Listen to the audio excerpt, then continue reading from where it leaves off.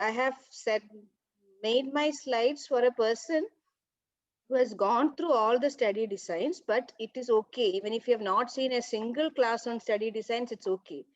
Please pay attention to the class and you will understand this. Okay. So basically,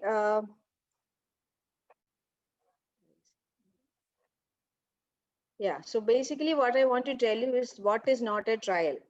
You all know that trial is the last thing in the hierarchy, but what is not a trial is the topic I would like to call it what is not a trial. So when you're submitting a protocol, the ethics committee or the scientific committee is going to look at this axis. What is your objective? Is the study design you are proposing in matching with your objective? Okay. And suppose you have an objective is to find out of all the people who come to the ENT OPD with snoring, how many have got obstructive sleep apnea. Okay, that is all you need to find out. That is your objective. Then your design is simply a descriptive study. You are just studying all the people who come to ENT OPD with snoring and administering a questionnaire or doing a sleep study or whatever, and then finding out how many have got obstructive sleep apnea. So that is a, so your objective, if you write under study design, if you write descriptive study, that totally matches your objective. So that's the first alignment. The second alignment, the moment you write study under study design, the moment you write descriptive study, under sample size, you have to write the formula for descriptive study. Or I'll put it this way, if your study design is case control study, then under sample size calculation, you have to use the formula for case control study. So this alignment should be there, your objective, study design and sample size. Okay, so that is what when you're writing a protocol, that is what you should know about your designs. Okay, next question. Those who, one of you have gone through the case control study or who know about case control study, can you tell me what this case control study, how was this case control study done? Anybody? Case control study, you start, okay, what is the exposure here? Smoking. What is the outcome? Myocardial infarction. So if it's a case control study, where do you start? At least that much you should know. If it is a case control study, where do you start? Do you start with smoking or do you start with myocardial infarction? Start with myocardial infarction. Very good, Srija, very good. So you start with myocardial infarction. So one lesson you learned, whenever you're doing a case control study, you are starting with outcome. What you think is the outcome. So what do? You take people with MI and without MI, okay, cases and controls, and you ask them one question. To make it, I'm oversimplifying it, but still I'm telling you, you ask them one question. Srija, what is that question? Anupama, Can you 1 second. make the There screen is full yeah. screen? What happened? അതൊന്ന് full screen ആക്കാമോ? താഴത്തെ icon വെച്ചിട്ട് അതോ മേളിലാണോ? ഒരു മേളിലൊരു icon കണ്ടില്ലേ? നമ്മൾ സാധാരണ full screen എടുത്തില്ലേ? Yeah, fine, ma'am. Thank you so much. Okay. Back. Srija, can you tell me, if it is a case control study, you take people with MI and without MI, very correctly put, and to oversimplify things, you will ask them one question. What is that question, Srija? Do you smoke or not? Do you smoke? Okay. Then how many answers will you get? They will Yes either or say no. yes or no. So how many categories of people will you get? 4 categories. 4 categories. Can you think for 2 seconds and tell me which is the most unfortunate group among the 4? Those with MI and who smoke. Those with MI? No. Most unfortunate group. Sorry. Okay. Those with MI and who and non-smoker. They never smoked, but they got MI. MI. Okay. And what is the most? Yeah. Who is the most fortunate group? Who is a smoker and who didn't get MI. Okay. Now it's clear, no? So it's clear for everybody, right? So when you do a case control study, you start with an outcome and you ask them something about their exposure. Okay. So another thing you should know, that everything has happened. They have smoked and they've got MI. The whole story is over. You come to the scene only after everything is over. Okay, so that is case control study.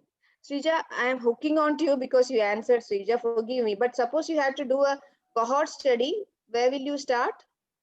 From the smokers and non-smokers. Yeah, you start with smokers and non-smokers. Non-smokers. And then what do? You go And follow up. every month, you go and ask them one question. What is that? Whether you have chest pain or not.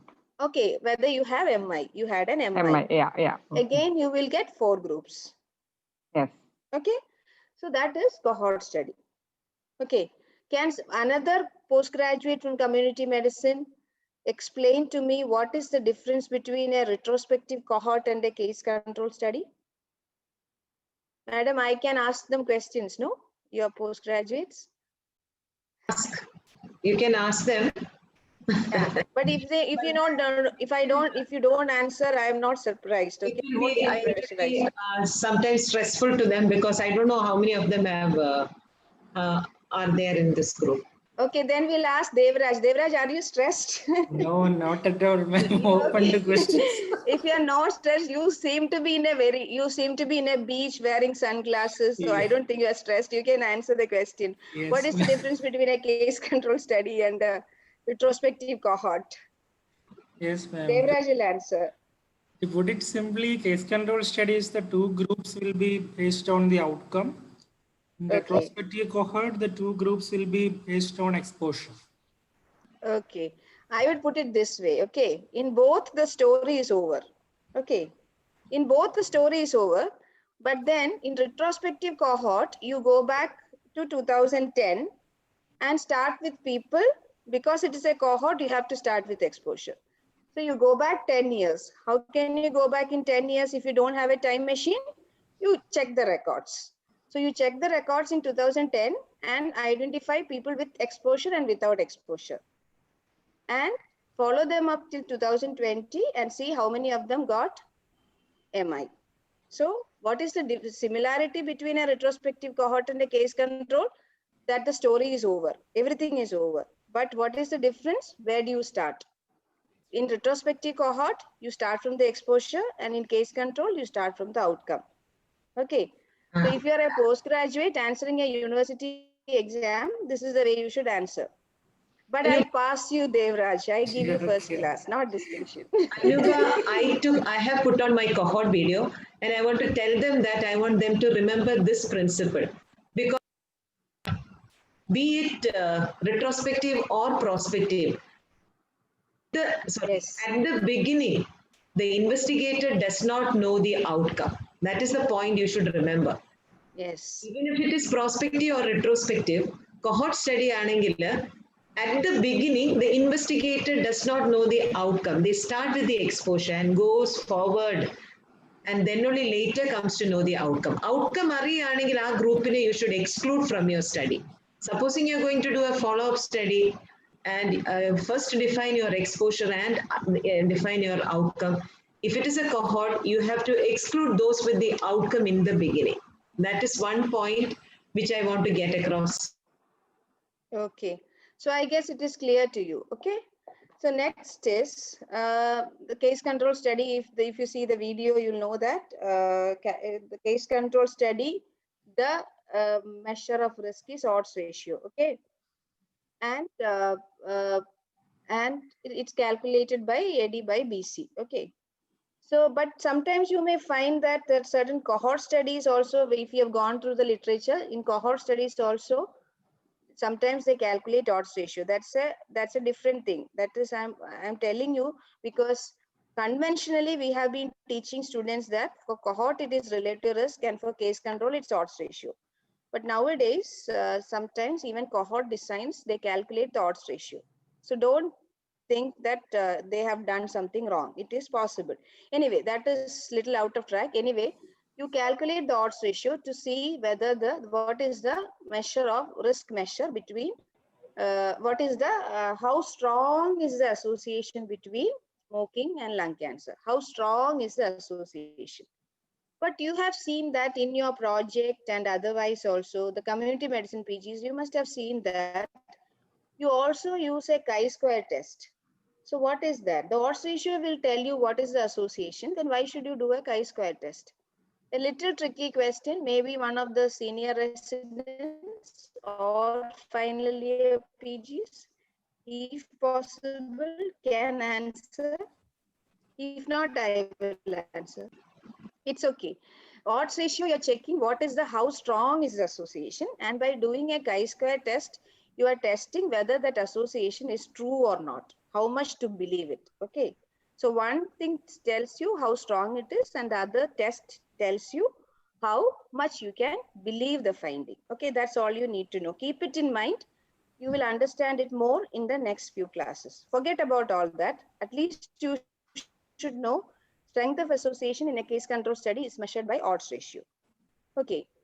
So this is the way you interpret an OR and all that. I am not going into details of that. Now is another question.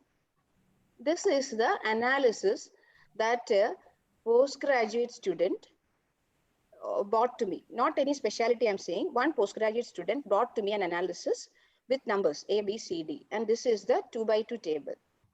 What design it is? What is the study design? How could he or she could have done the study?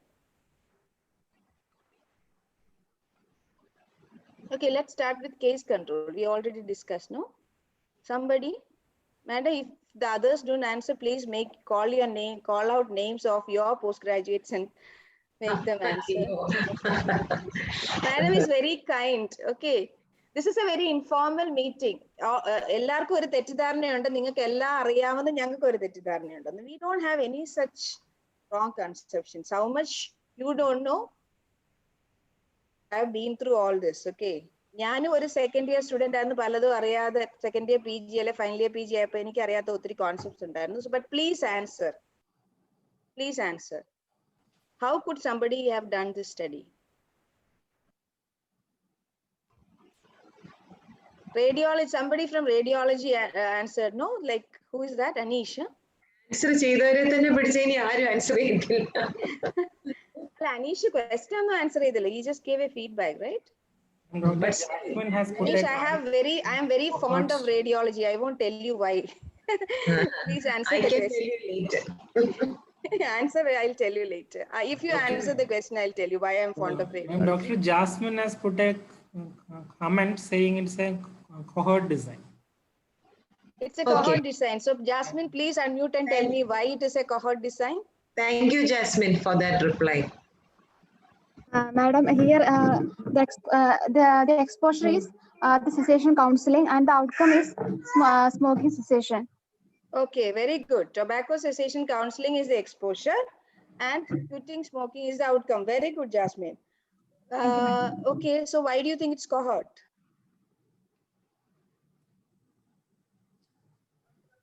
Madam, I gave one group of people tobacco cessation counseling, and I did not give the other group tobacco cessation counseling, and I followed them up and see how whether they were quitting. So you think it's a cohort, right? Yes, ma'am.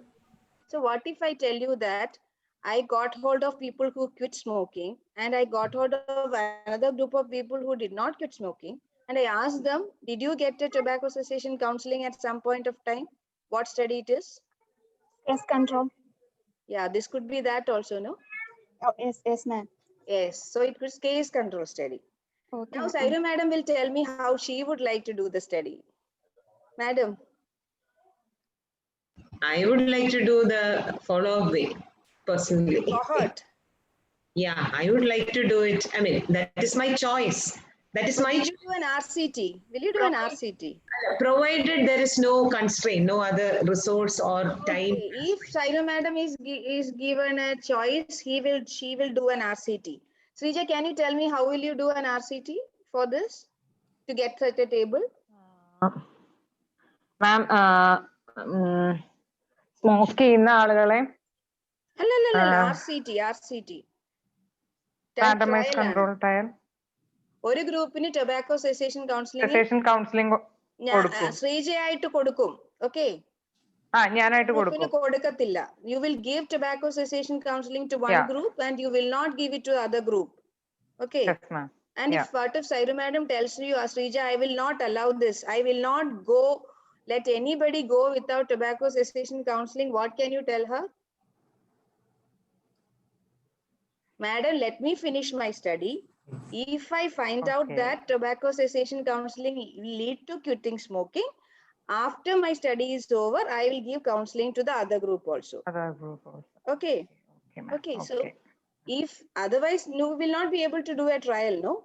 So Yes, ma'am. how will you do the study? You will give it to, you will catch hold of set of people and give them tobacco cessation counseling, and the other persons you will not give any counseling, and then you will follow them up and see whether they have quit smoking. Then also you will get such a table, right?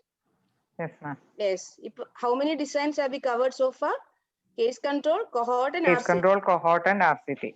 Okay. Ma'am, So what if I go actually, to, ma'am, I would like to add something. yes, tell me, Devraj. Personally, I wouldn't run the risk of ethical issues, so I will opt a retrospective cohort. Okay, fine, fine. You played safe. Okay, you played safe.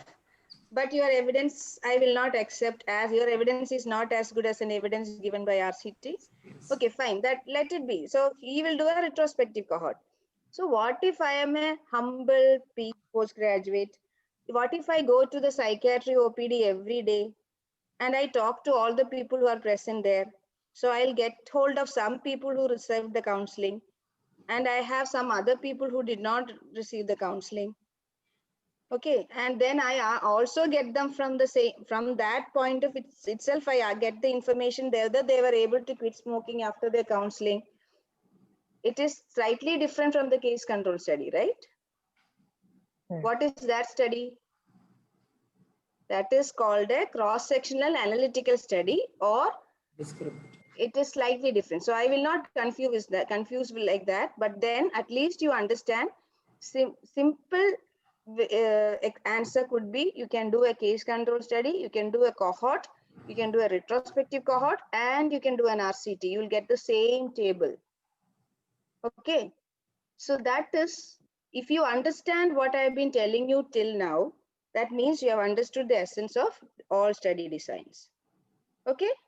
So that is about study design. Now, my job today is to tell you what is not a trial. So if you understood this much, and if you go back to the videos, you can definitely get hold of a concept of study design. Okay. So this is a picture from a Lancet published document. This is one of my favorite, currently my favorite algorithm of study design. Like I said, the investigator is not messing up with anybody's lives, or we are not telling them, one second, my kid is screaming. I'll just ask her to keep quiet.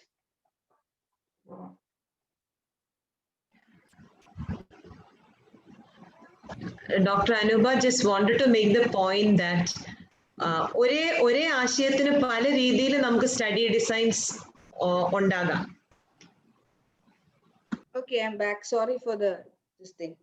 So this is, if we are not messing up with anybody's business, we are not telling them not to smoke, you are not asking them to take any drug, you are not asking them to walk, you are not asking them to sleep on their right side, we are not doing anything to them. We, as an investigator, we did not tell them to do anything. That is an observational study. But if you are messing with them, or you're telling them something to do or not to do, then it becomes an experimental study. So in an experimental study, whether you randomly allocate it, makes it a randomized control trial or a non-randomized control trial. So that I will come to later. What is this random allocation? Coming back to observational study, we are not doing anything. They smoke, they drink, they don't walk, they sit and watch TV. Okay, so they did something. We are just observing them. Then it is an observational study. Under observational study, if you have a comparison group, it becomes a cohort or a case control. This much is very clear. Okay, this we studied in our park. But this is something new. Okay, this cross-sectional study and descriptive study were considered almost similar. Even some textbooks still say cross-sectional study is a descriptive study. But a cross-sectional study can be a descriptive study, but sometimes the cross-sectional study can be an analytical study. The example is what I last told you. Okay, I am a postgraduate. I go to psychiatry clinic every day, and there I catch hold of people who have undergone tobacco cessation counseling and who have not undergone. I ask them whether they have quit smoking, and I make a 2x2 table and I say this is the association between tobacco cessation counseling and quitting smoking. So that is there is a comparison group but it is not a descriptive study. Understood? Devraj, is it clear? Yeah. Yes, ma'am. Yes, ma'am. Yes. So you give it some thought. Okay, it may not be clear to 50% or 80% of you, but then as you go on the slides, you will understand what it is. Okay. So let's move on with this. So in the hierarchy, cross-sectional study is there, then case control study, cohort, RCT. That much also you need to know. This I tell you is one track of study design. One track of study design. And this is the track where you talk about when you are talking about risk factors. Okay. That is, so let me go on to the next slide. You know who this is? People who are interested in history. Parents നിർബന്ധിച്ചുകൊണ്ട് MBBS എടുത്ത് actually history പഠിക്കാനായിരുന്നു ഇഷ്ടം. അങ്ങനെയുള്ള ആരെങ്കിലും ഉണ്ടോ? Okay, you know who this is? എല്ലാവർക്കും അറിയാം. This is Princess Diana. Okay. This is Princess Diana's, you know who is Princess Diana's mother-in-law? That is the Queen Elizabeth, who is the ruling Queen of England now. This is her father. He was the emperor of Commonwealth who gave us independence. India's independence is another. He is King George. Okay. His daughter is Elizabeth and Charles is Elizabeth's daughter and Diana is Elizabeth's daughter-in-law. So can you see the cigarette in his hand? Okay. This person, he was not the heir to the throne. He was the second in line. He never wanted to be the king partly because he had a stammer. He had this fear of public speaking. Okay. But what happened is that his older brother abdicated the throne. He said, I don't want to be king because I want to marry a American divorcee. So that's another story. I won't get into that. So this person was forced to become the king, the emperor of the Commonwealth. When it was the സൂര്യൻ അസ്തമിക്കാത്ത സമയമായിരുന്ന സമയത്ത് Australia തൊട്ട് England America വരെ അല്ല Canada വരെയുള്ള കോമൺവെൽത്തിന്റെ emperor ആയിരുന്നു king George.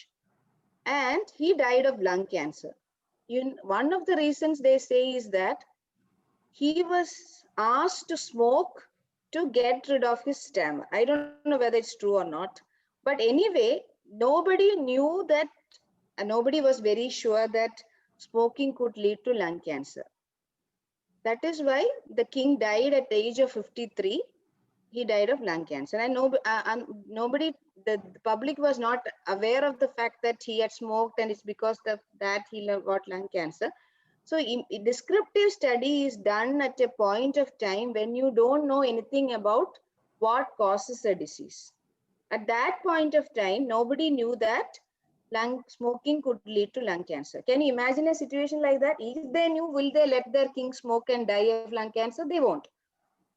It was later that they did studies and found out that there is an association. Now, the only example that comes to my community medicine teachers' mind when they talk about case control study is smoking and lung cancer. But imagine a time when nobody knew about it. At that point of time, we do a descriptive study. So how do you do a descriptive study? You catch hold of people with lung cancer and you just ask them who, what, when, where, and all. So it would have yielded results like, the descriptive study would have yielded results like, okay, men get lung cancer. Okay, men who smoke get lung cancer. Okay, men who of high socioeconomic status got lung cancer. So like that, you will get lots of findings from your descriptive study. Imagine we don't know anything about whether smoking leads to it. We just know these are the characteristics, and then we make certain suggestions. Maybe it is the smoking that led to the lung cancer. So you got a suggestion like that. Maybe it is smoking. How can you? How did you reach that suggestion? You found that among all the people, lung cancer patients you studied, lots of them were smokers. Srija, then what will you do next step? Imagine you are in 1940s. Imagine you are in 1940s. What next step, what will you, what study design will you do? You are in a hurry because the emperor has died and you Case are control case control. So where do you start? from those with lung You cancers will and those start without with, lung cancers. okay. And then you got a positive finding. So you want to like polish up your evidence. What study will you do to? A cohort. Okay. So what they did in UK, they followed up a lot of doctors who smoked and saw whether they got lung cancer. What is that study called? You go and find out. I'm not going to tell you. Okay. So they did a case control. They did a cohort. What if you have to do an RCT? Can you do an RCT? No.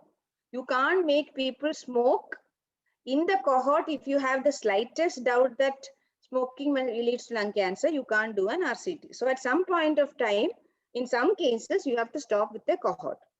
So what if it's something to do with, suppose in our setting, there are a lot of studies which shows that adding zinc will reduce diarrhea. Can you do an RCT? Yes, you can. Okay. So I will not get into details of that, but realize that in some situations, you can't do an RCT. In some situations, you can. So that is the track I'm talking about. This track is the track that you take to find out risk factors and to see whether interventions work. So that track, you start with descriptive study. Even before descriptive study, there can be case report. A case report of a person with lung cancer. And most probably he is going to be a male with chain smoking. Okay. So a case report, descriptive study, you move on to case control study, then you do a cohort, and finally, if you can give tobacco cessation counseling, quit smoking, and then see whether there something about them changes. So that is the track of that. What is that? Where does the track start? That track starts at case report, case series, descriptive study, case control study, cohort, and okay. So not all study designs will fit into this track. Okay, there is another track of another about cross-sectional study and longitudinal study. Okay, both are descriptive study designs. Cross-sectional study is same point of time you ask, do you smoke? Did you quit smoking? Did you undergo tobacco cessation counseling? Okay. And longitudinal study is like you ask them whether they underwent a tobacco cessation counseling, and you just see whether after 3 months how is it different from a cohort study. Okay, cohort study, you have to choose a set of smokers and you have to make them undergo an X-ray just and make sure that they don't have lung cancer, they don't have the exposure, they don't have the outcome. That is what madam said. Okay, at the beginning of a cohort, you have to be very sure that they don't have the outcome. Only then you start. In longitudinal study, which I just mentioned, you don't have to do all that. Okay, so if something is at one point of time you are studying, it is called a cross-sectional study, and if there is a long period and you're following up, it may be called a longitudinal study. Now let me end this with a very unofficial remark. It doesn't matter what you call your study. You should know what you're doing and the limitations of it. Okay. So what you call it is just a matter of putting it in a proposal or conveying it in a piece of paper. Okay. So don't be in such a, don't make any frantic efforts to put your study design into one of these molds. You can come up with a study design which is sound and which does not fit into any of those molds. But if you know what you're doing, then it is good enough. Sairu madam, do you agree with me? Yes. Yes. Nowadays, everybody is very flexible with what you call your thing. But you have to be very clear in the methodology what you're going to do. And if you're doing it like this, what are the likely limitations your outcome evidence will have? Like I said, the chart which I showed you, all designs will yield you an odds ratio.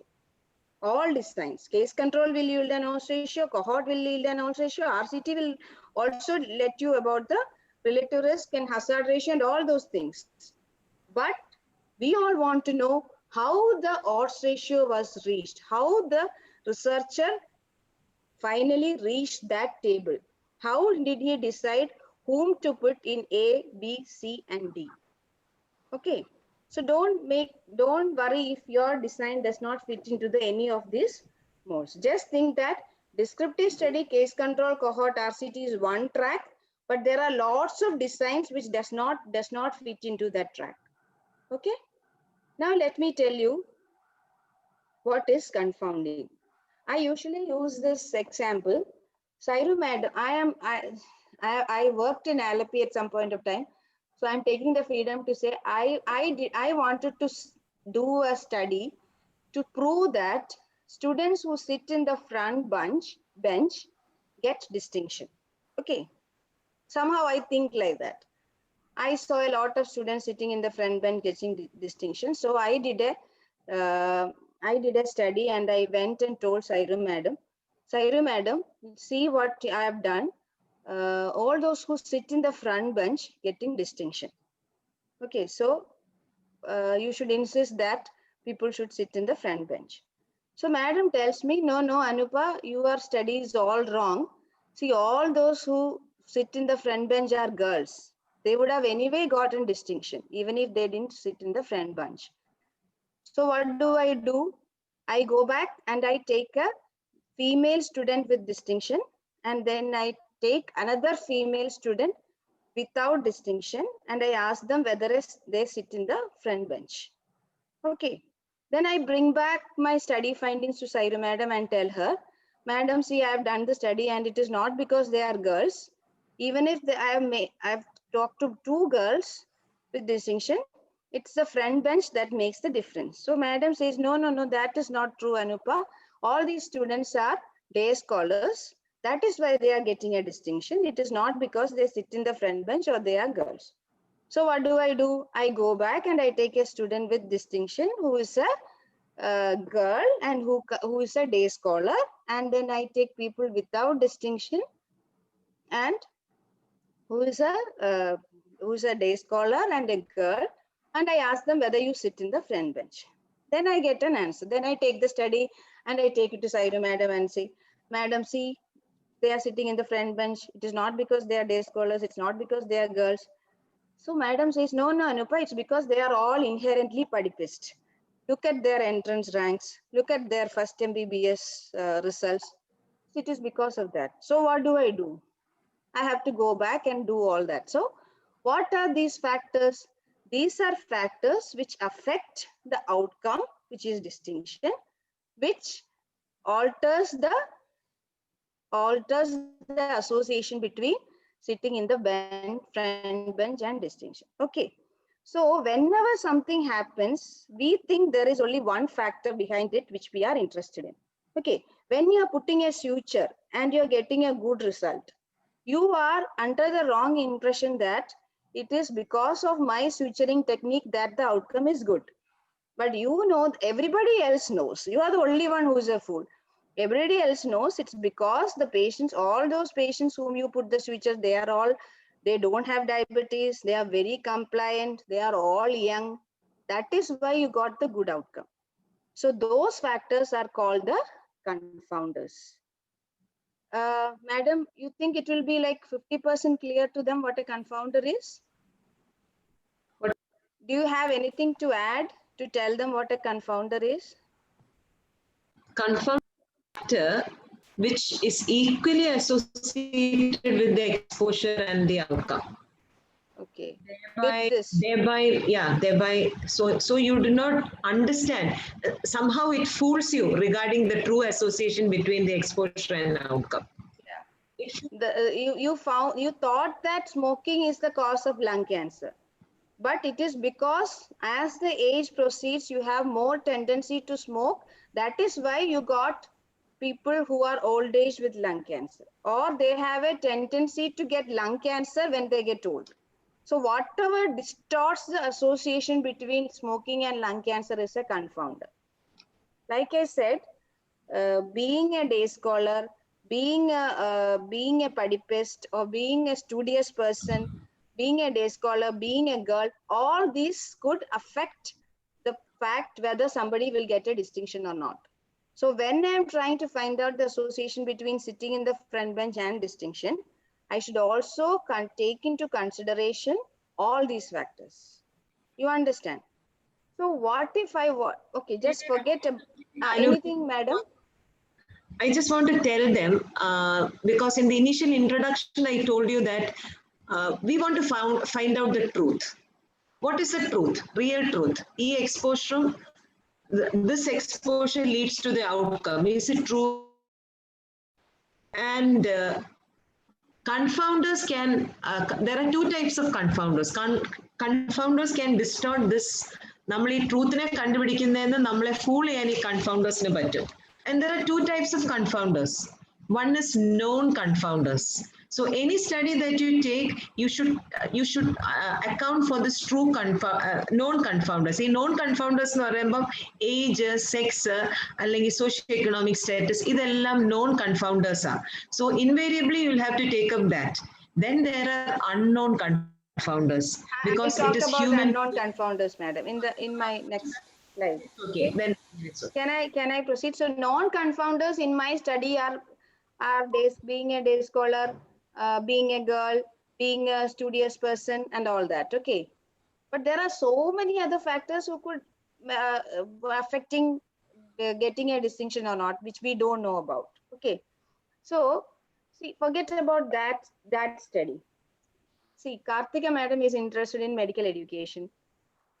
So she wants to try out a new teaching learning methodology. Okay, so maybe she's trying to actually show people how to use the Horrocks apparatus. Okay, and she's using a video, and the other one she's actually showing the Horrocks apparatus. So she wants to find out which is better. So what she does is, she comes to the class of 100 people and she makes them all get out of the class. Please get out, she asks. So all these 100 students are now out of the class. Okay. Now what she takes a coin. She takes a coin. Okay. And she decides that if it is heads, that person will go and sit in the right side of the class. And if it is tail, she will go and make them sit in the left side of the class. For every student, she will toss the coin and make the person go inside. Okay, so she tosses the coin, she gets a head. So she goes to the left side. Did I say left? Okay, she goes to the left side. Next person also, she tosses a coin, you get head, again left. Next person also, head, left. Next person also, head, left. Next person, tail, right. Next, head, left, tail, right. Like that, she tosses a coin for 100 students. So at the end, she is most likely to get equal number of people here and there. 100, not exactly 50, but then she most likely to get 47, 53 or 48, 52. Those who toss coin will know. Okay. Then she starts asking them some silly questions. How many of you are wearing a watch? Okay. And it is most likely that an equal number of people sitting on left side and right side will be wearing the watch. Do you agree with me? Devraj, do you agree with me? Yes, ma'am. Yes. Okay, around the same number of people. I'm not saying exactly. Then she asked, how many of you are wearing bindi? Then also you might get equal number of people. Obviously, boys won't wear it. Then she tries to find out how many of the boys are there on each side. It will be most likely to be around the same number. Okay. Then she asks, how many of you are wearing bangles? How many of you are wearing shirts with 8 buttons? How many of you are wearing shoes? How many of you are wearing chappals? Okay. How many of you have colored your hair? Okay. How many of your eyes are brown? So she asks, any question she asks, she will have equal number of people this side and that side. Okay. And then she takes half of the class, all those who are in the left side, to another room and teaches them using one method, and the other group, the other method. Okay. And at the end of the study, she gets a difference. Can anybody question her and say that it is not because of your teaching method? Kartika madam, please answer. Can anybody dare question her? It is not because of your intervention. Madam is not there. I know, but she's traveling, so she may Okay, not. fine. I don't have Devraj, will you question her? No. No, because everything about the two groups are the same. The only thing that is different about them is one was taught this way and one was taught the other way. That process is called randomization. Randomization is a fair coin toss. Fair coin means there is equal chance of being head and tail. Devraj, can you unmute that person?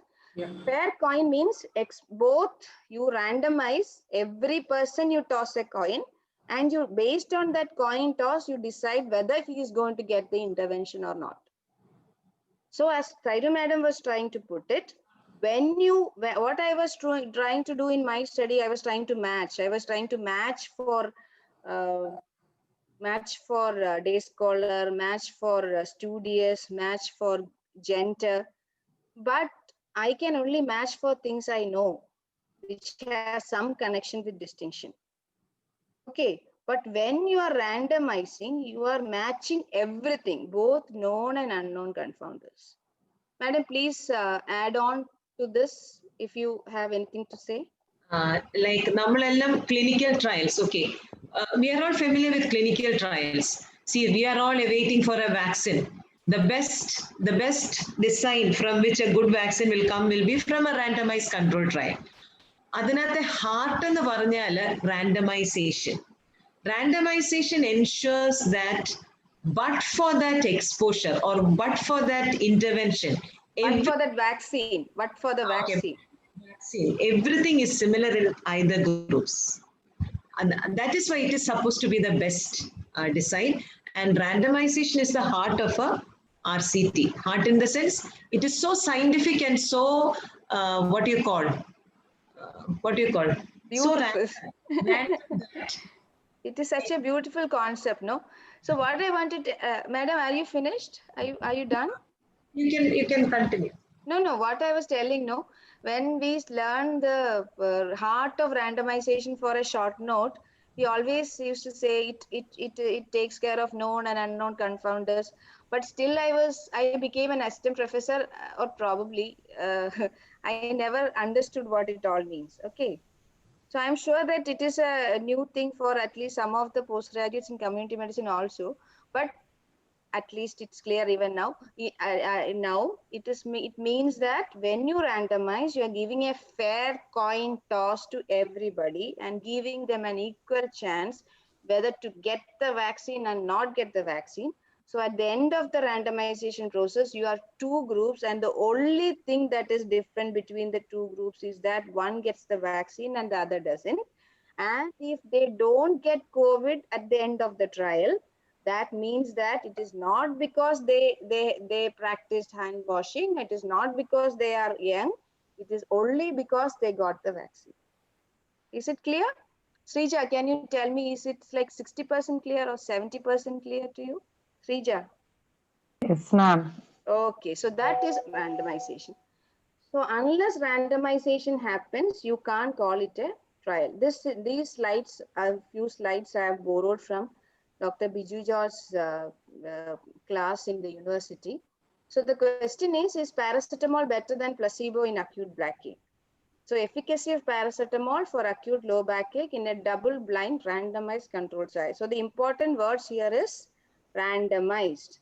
So, okay, so they randomized and they got 2 groups.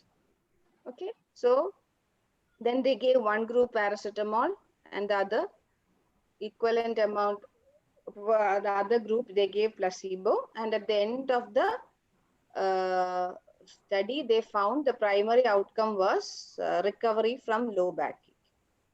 Okay, so the rest you need not know, but they randomized. So that is the most important thing. They also did masking or blinding, like it is here. They masked, or it's otherwise called blinding. So they masked to treatment allocation also. So I'll talk about those 2 things. Okay. So this is randomization. We have a group of people, and then you divide them into 2 groups, and so that they are equal, more or less equal. Okay. So this, you can see that after randomization, you have 2 groups which are more or less equal. Now, how do you do this randomization? Of course, you can't toss a coin and make the patient enter the trial or not. So what you can do is you can toss the coin beforehand, okay, or you can decide, you can use certain techniques and find out. Suppose I am enrolling 100 patients in my vaccine trial. I can decide beforehand. I can use some computer softwares and decide what each person is going to be. So at the end, I will have patient number 1, vaccine, patient number 2, vaccine, patient number 3, vaccine, patient number 4, no vaccine, patient number 5, no vaccine, patient number 6, no vaccine. So I reached this conclusions earlier. Now what do I have? I have what happens to each person. Okay. So patient number 1, let us call vaccine V, and let us call no vaccine NV. Okay. So 1V, 2V, 3V, 4NV, 5NV, 6NV. I have a list of 100 people. Now what do? I am going to sit in my OPD. I make Devraj sit in the OPD. Okay, I am not sit in the OPD. I will put each person's intervention. There are 2 interventions here, vaccine, no vaccine. Okay, I will put I'll write V in a piece of paper, put it in a cover, seal it, and write 1 on top of the cover. Then I'll take another cover, write V, because my second patient also gets a vaccine. I'll write V, put it in the cover, seal it, and write 2. So at the end, I will get 100 covers, which are serially numbered from 1 to 100, and something is written inside each cover. Okay.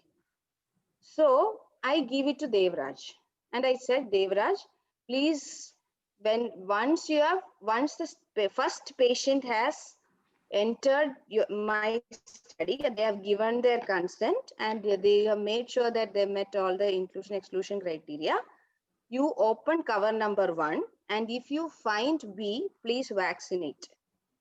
Okay, or if you find V, send that person to the immunization clinic. Okay, so Devraj goes and sits there. He wants the vaccine to work. Okay, he wants the vaccine to work. So he first patient who agrees to his study, to enter the study, is an alcoholic patient. Just think that this is a patient known to Devraj, and he knows that he's an alcoholic. He's very non-compliant. and all that. This patient comes and Devaraj wants the vaccine to work.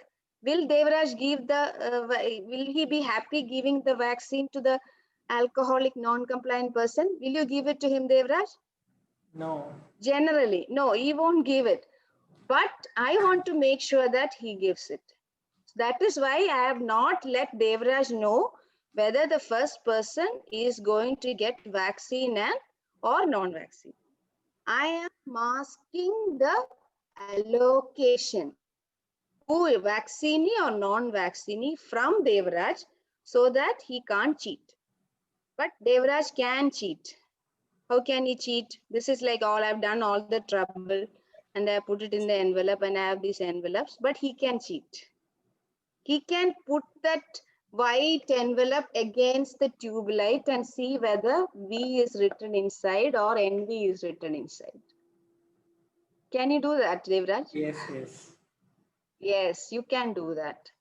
But you should not do that. Okay. So if he is honest, he should not do what this picture, what is shown in the picture. He should, I have trusted in Devraj. So Devraj should open the trial, and even if it is an alcoholic non-compliant person, he should be sent to immunization clinic for vaccination. That part of the trial is called allocation concealment. You are concealing the next allocation from the person who is allocated. Okay, can I sit in the immunize? So that part is over. So everybody is allocated. Now, can I sit in the vaccination immunization clinic and give vaccine to these people? Yes, I can. But then I should not be the person who is checking whether he got COVID or not. So somebody comes to my OPD after 6 months. I know the person is a vaccinated person. Okay, that should not happen. So the person who is giving the vaccine should never be the person who is assessing whether he has got COVID symptoms or not. Clear? So if you are running a trial, ideally in a department, suppose the Department of Pulmonology is running the trial, there should be a set of people in the department who knows whether this patient got vaccine or not. But there should be a totally different set of people in the department who are monitoring this patient, who has no clue whether this is a patient who got the vaccine or not. Okay, so the researcher is blinded. So I belong to the unblinded group. I know what the person, but every trial, there should be a blinded group who knows what has been done to the patient. Then, can you blind the patient from vaccination? Yes, you can. You can give normal saline injection. I don't know whether it is allowed, but I think you can, no? Normal saline injection and tell the patient that he has got a vaccine. Otherwise, what will happen? If the patient knows that he has got a COVID vaccine, even if he gets a cough, he will not report. You know? So ideally, the patient also should not know whether he got the vaccine or not. Like for example, sometimes we had trials where I was fortunate enough to work with the few clinical trials. We were comparing two drugs. One was color, one had color, the other didn't. Okay.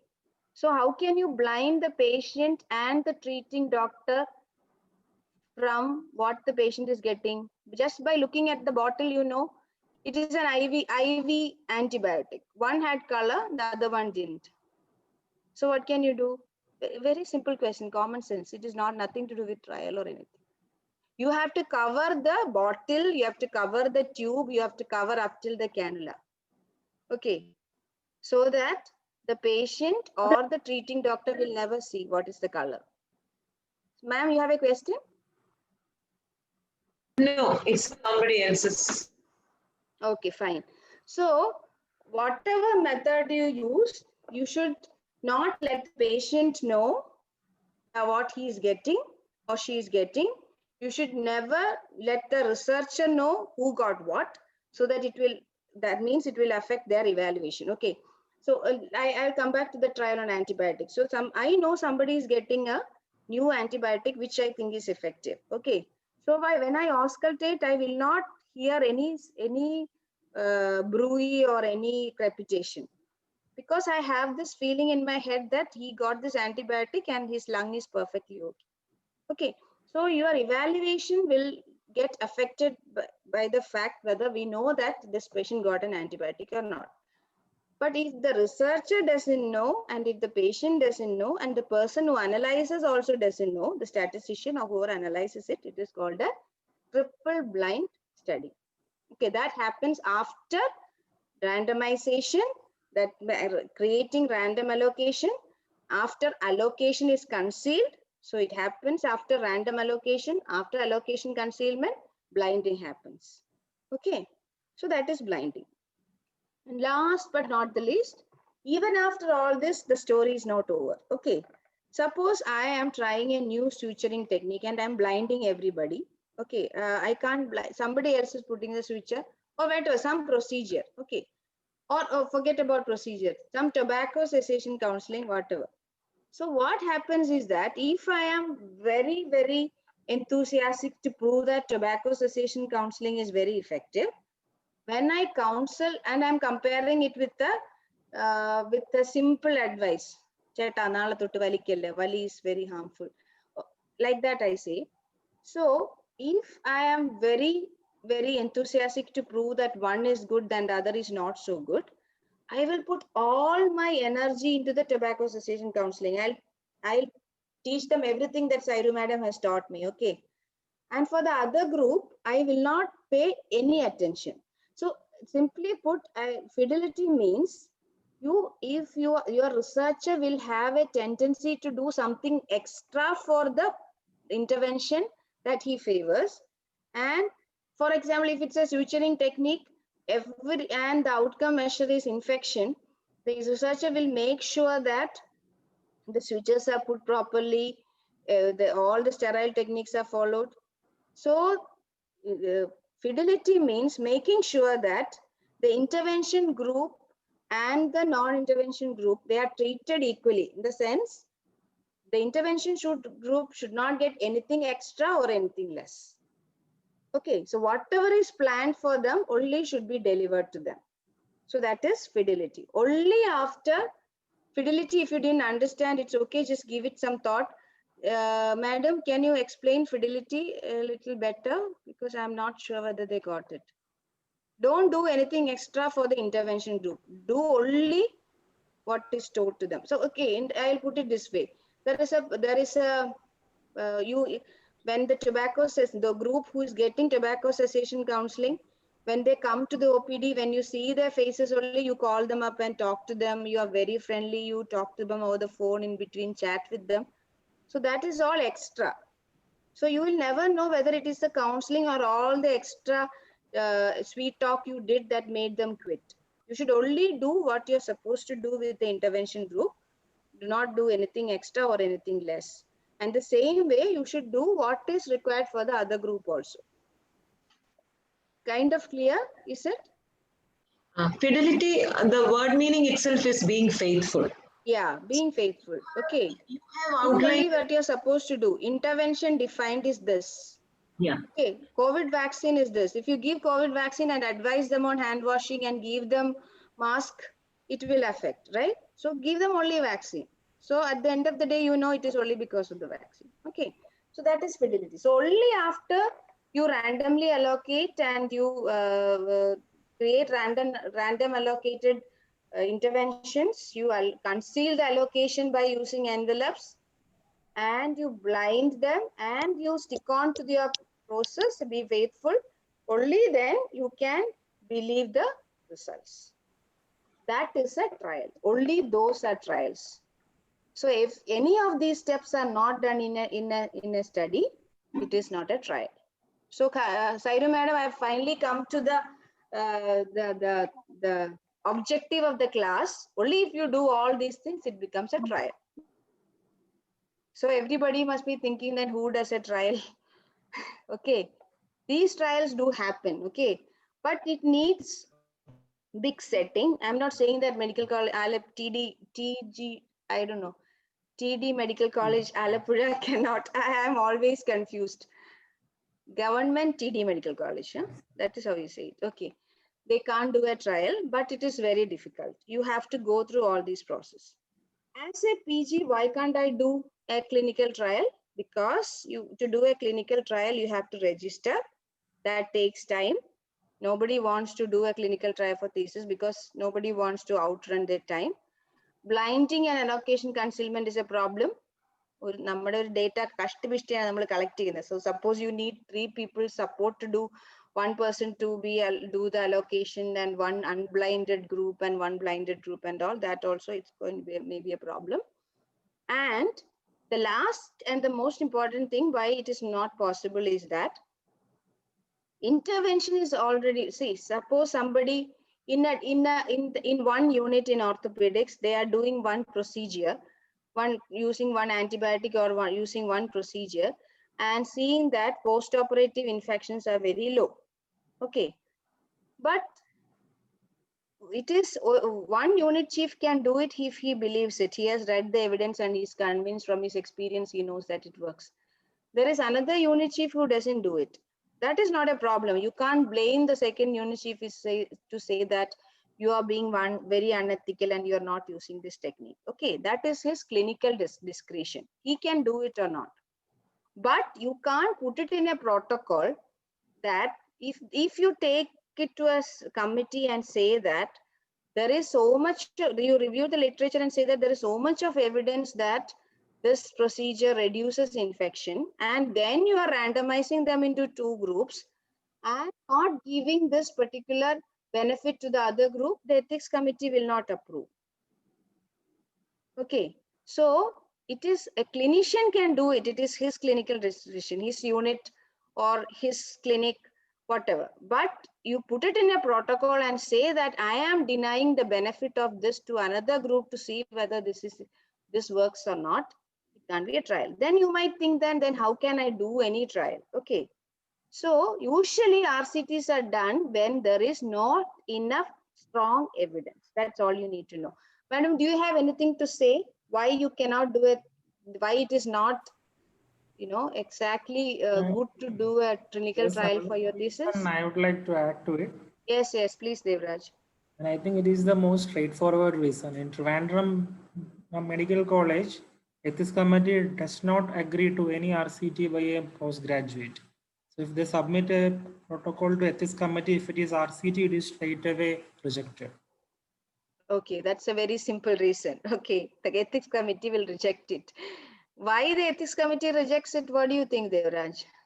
Yeah, because as a PG, I think in the trials, basically they ask for a registered medical practitioner who is a doctor, a faculty to be the PI. So if a PG subject, yeah, so you were saying it's a technical reason. Okay, fine. Madam, what do you think? Committee, why did you give it the clearance? They have to answer. So they don't want to run that risk. Okay. Now let me think from the Ethics committee point of view. Not from the ethics committee, from the very good, madam. We would like to hear that because we are all on the other side. perspective of a postgraduate student listening to this lecture. Now anticlimax has come. Now we say we have talked about randomized control trial, and then now we say postgraduates are not expected to take RCT. Then why did we put this lecture? That's why Anuba put this lecture. Why did we put this lecture? Because in some departments like surgery, anesthesia. Yeah. Invariably, you give some intervention that amounts to an experimental in the strict sense. And then you are not supposed to do a clinical trial, whether it is randomized or non-randomized. You are not supposed to call it a clinical trial. More than that, when you select a topic, especially surgery, anesthesia, make sure that you don't select a new drug or a new procedure by itself, because a new drug, if a COVID vaccine, you cannot give to another person without it having undergone an RCT, randomized controlled trial, because that is most ethical. So a newer thing you should not select as a PG. But something, supposing in unit 1, 2, 3, 4, there are 3-4 practices. You are observing it, following it up, and then trying to find out the pros and cons, that you can do it. But that is not a trial. That is not a trial. Why? Because you are not randomizing, you are not concealing your allocation, you are not blinding anybody, and you are not you are not ensuring fidelity. So that's not a trial. Then what Also- is it? And also more than that, whether supposing somebody else is choosing that intervention for that patient and you are just observing it. That's why. Because Okay, so it's a very, I will say it's a very Cohort study. yeah, I don't know, it's a very ഞാൻ പറയുന്ന ഒരു കളിപ്പീര് പരിപാടിയാണ് പറയുന്നത്. I am not doing anything. Okay, some anesthetist gave something and some other anesthetist gave something else. I not am a poor PG who is observing this. Not I Actually, have I nothing to make do the with it. student, I make the students write it as a cohort study. That Okay. is happening in the department. They are observing it. They have two groups. One group is getting the exposure. One group is not getting the exposure, and they are not involved in giving the exposure.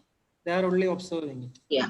It will become a Okay, cohort that study. question I think Devraj, you need to answer. Is it a cohort? Will you call it a cohort?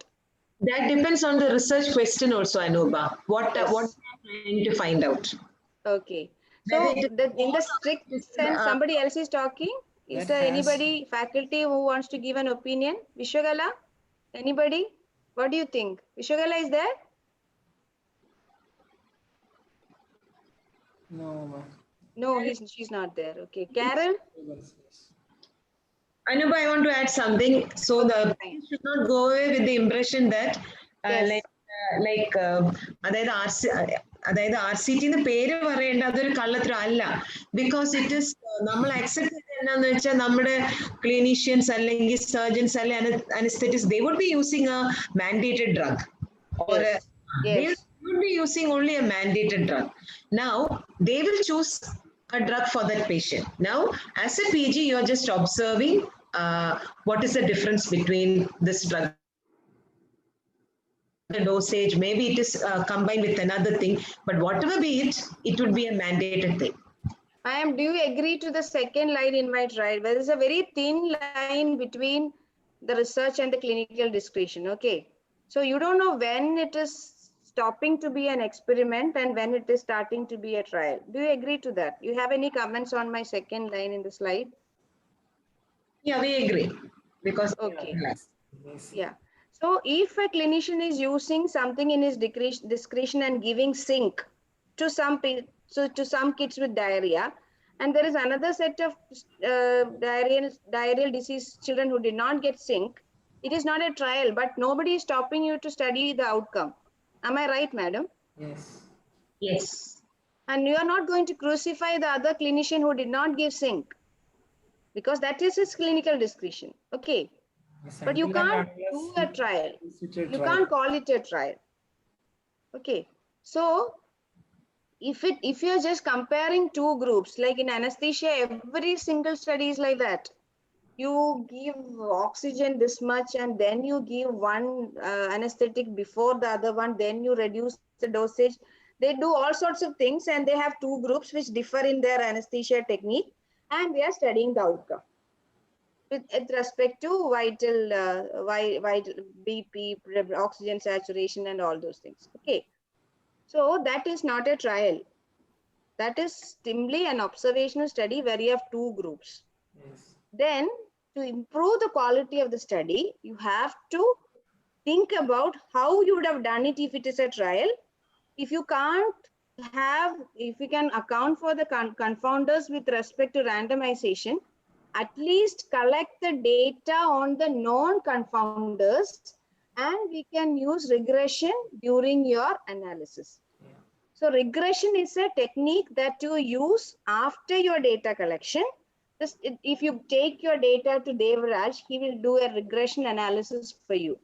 That will take care of all the confounders. But you should give Devraj the data on the confounders. Like you're doing comparing two suturing techniques. You know which are the possible confounders, their diabetic status, their age, their gender, their compliance, the technique, the surgeon, the OT, how delayed the wound was when presenting to the clinic. All this could affect the outcome, right? You have to discuss with your guide. You have to go through the literature. Okay, your teachers will tell you what are the confound by using regression analysis, and make sure that you don't do anything extra for the group where having the intervention which you are interested in. Like most often what happens is that നിങ്ങളുടെ സ്വന്തം കുഞ്ഞുങ്ങളെ നോക്കുന്ന പോലെ നിങ്ങൾ ആ ഗ്രൂപ്പിനെ നോക്കും. Okay, and the other group you will just ignore. So make sure that you are very faithful to both the groups, and try and get a representative sample. Like if you have a suturing technique, you try and get patients from all the units, from all OT, presenting at all times, not just early morning or during regular OT. You'd have to take some sample from casualty OT. Okay, so because so many confounders. So you can compare two groups. Like Sairu madam said, we are not teaching you what an RCT and how beautiful RCT is and then telling you, sorry, you can't have this cake. Okay, we are telling you, you can compare two groups, but you should know the limitations of comparing two groups, and you should try to improve the quality of your study by doing all these things. That you're happy now, no, Sairu madam? I didn't mislead them or anything. I hope so. And one more thing, Government TD Medical College is one college where maximum clinical trials have happened through the WHO filariasis chemotherapy center run by initially by Respect Chennai sir and now by Soma. So Okay, even that's great. That's great. I don't think any other government medical college has got clinical trials to that extent. I don't know. Maybe Kottayam has, no. I don't know, madam. Anyway, hats off to you. You have done something. You have experienced. But I hope the students are convinced. Only 35 people are listening to this. Anyway, I think it's time to wind up because. Yes. Yeah. So this is. So you can control a confounder. You can match. You can randomize, and you can do a regression analysis or stratified analysis. Okay. So I think that brings me to the end of it. I think I'll skip these slides. So this is see, most of you are trying to find designs. So you are trying to find a proportion of disease in patients. Okay. For example, you're trying to find out how many of people with hypertension have obstructive sleep apnea. So you can collect persons from OPD and IPD and see how many of them have obstructive sleep apnea. You put a definition and see how many have OSA. So you'll get one group with OSA and one group without OSA. You can collect from OPD, you can collect from OPD and IPD, you can collect from a school, or you can collect from an old age home, you can collect from a specialty clinic. So at the end of the study, you will get out of the 356 patients I study, how many had obstructive sleep apnea. So it's just a proportion. Out of the 356, how many had OSA? But at the end of that study, you will get two groups, right? People with OSA and people without OSA. And you have asked them a lot of questions regarding their thing. And one of the questions you asked is hypertension. So you get a 2x2 table with hypertension, without hypertension, with OSA and without OSA. So that is a cross-sectional analytical study. So this is one study design you can easily do. You study a group of people and you find out the prevalences. So you will automatically get a set of people without the disease. And then you, based on the questions that you asked or the clinical examination findings you have done, you get 4 groups, you put them into a 2x2 table and you get an odds ratio. So that is a cross-sectional analytical study. Something that does not fall into this is the one I mentioned. This is again. So this is the analytical cross-sectional study I just talked about. And this is my, I think, last slide. The diagnostic test evaluation, where you try to find the sensitivity, specificity of a new test, is not part of this track. It is a totally different design. Then another study design that you can do is, for example, in casualty, you check the serum amylase or you check the GCS score or some criteria at one point of time.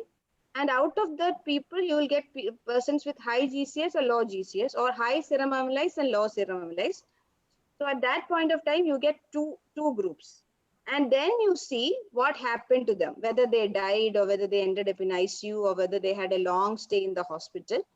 So predicting outcomes based on a lab investigation or a score is another study design which you can do. So I think that brings me to the last slide. Thank you so much. I hope you have some idea what a clinical trial is, and you got an idea about what you can do as a postgraduate. I think that is it. Thank you, ma'am. Thank you, Anuba. So, see the videos in the Moodle related to study designs. We have not put one on RCT, isn't it? And Yes, what I don't think so. Anuba wants to is that what is an RCT and why what you do is not an RCT. Yes. So, yeah, that was the aim of this session. And thank you so much. I think unless you have nothing to share, we will Yes, quit. we'll quit. Devraj, you have anything?